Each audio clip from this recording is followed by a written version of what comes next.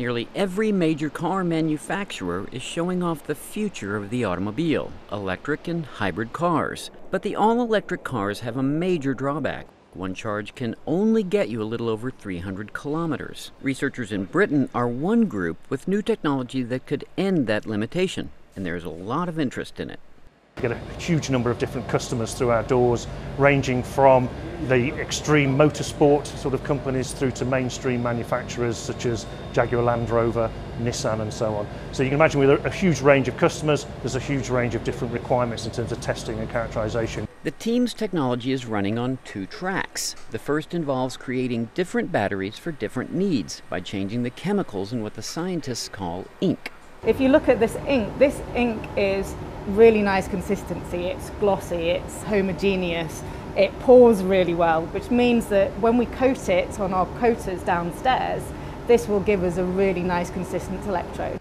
And that ink is rolled onto sheets of copper or aluminum. The coating machine is the first step. We apply the ink onto the foil and we dry it.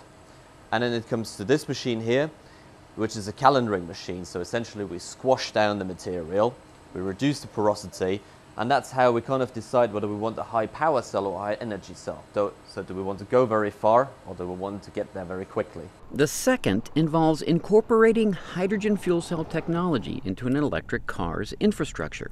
What we would envisage in the future is a combination of an electric vehicle with its electric battery combined with a fuel cell acting as what's called a range extender. So you've got an electric vehicle that produces no emissions.